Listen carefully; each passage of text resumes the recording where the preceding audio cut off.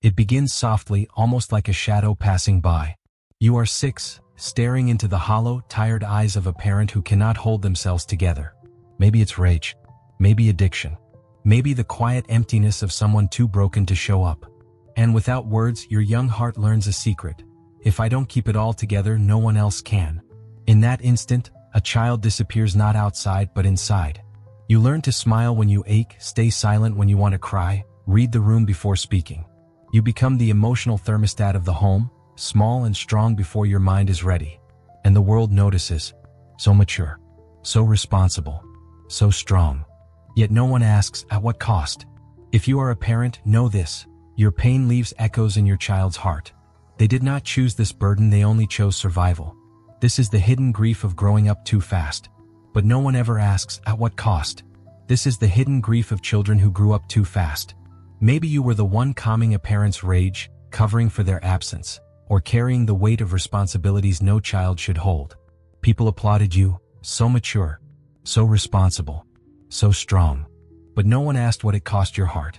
Psychologists call it parentification. In simple words, it means becoming the parent when you were still a child. The natural order is reversed, and the child's needs quietly disappear.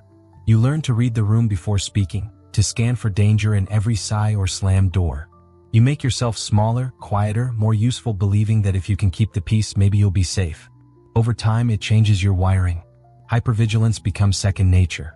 Calm feels suspicious. Rest feels unsafe. And slowly you disappear. Not physically, but emotionally. In your place grows a mask. The good child, the achiever, the dependable friend who always listens but never asks. You wear it so convincingly that even you forget the person behind it is still waiting to be seen. Deep down, something never stopped aching. The child you buried didn't die, they're still there, whispering in silence. Why didn't anyone protect me? And as the years pass, the echoes grow louder. You push people away because needing feels dangerous. You keep busy because stillness feels unsafe. You feel numb because joy feels foreign, unearned, even threatening. You run yourself into exhaustion and call it strength. You give endlessly in love but never fully trust, never truly rest. What you may not see is that you're still surviving. The chaos of your childhood rewired your nervous system. Now peace feels suspicious. Calm feels wrong. Love feels like a debt you'll one day be forced to repay. And you tell yourself, that's just who I am. But it isn't. It's trauma. It's the psychology of a child who grew up too fast. And why would a child carry that weight? Because children will sacrifice anything for connection, even themselves. The choice was never conscious, it was survival.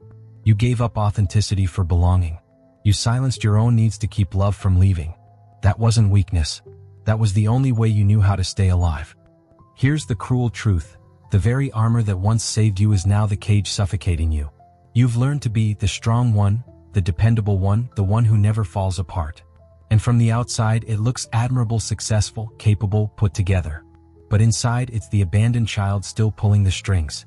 You work harder than anyone, not out of passion, but out of fear that love must be earned.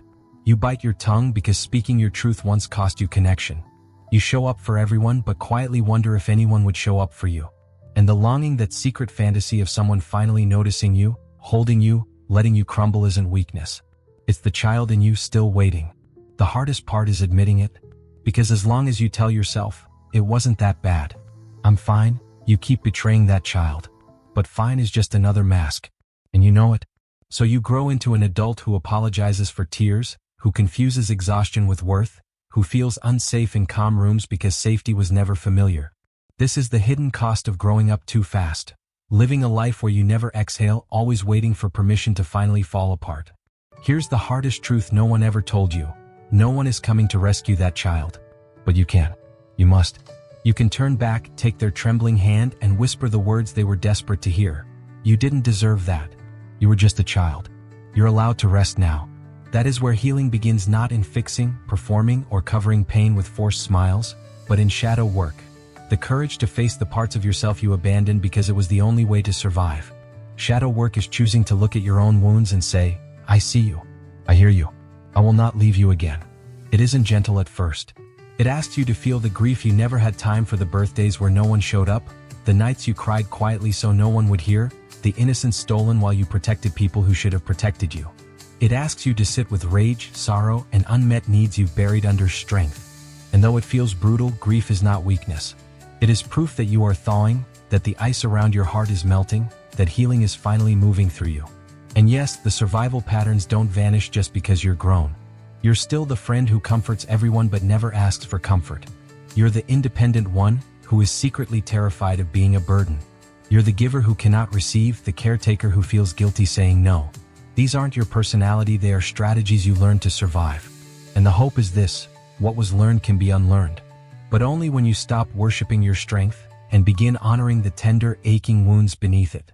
One of the most powerful questions you can ask yourself is this: what did I need back then that I never got? The answers sound simple, yet they cut deep. I needed someone to tell me it wasn't my fault. I needed someone to ask how I was. I needed permission to play, to rest, to laugh without fear. And slowly, tenderly, you can begin to give those things to yourself. Not to erase the past, but to stop replaying it in every corner of your present. This is how you stop searching for a parent in every partner. How you stop confusing anxiety with intuition. How you stop running from the child you once were and start embracing the person you are becoming. Carl Jung once said, "There is no coming to consciousness without pain." And it's true. Facing yourself hurts. It means meeting the parts of you you've hidden, the ashamed, the scared, the furious, the lonely. But healing is not about becoming someone new.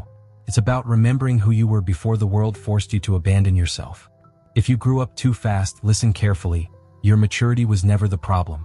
The problem was that you had no choice. But now you do. You can choose softness instead of armor.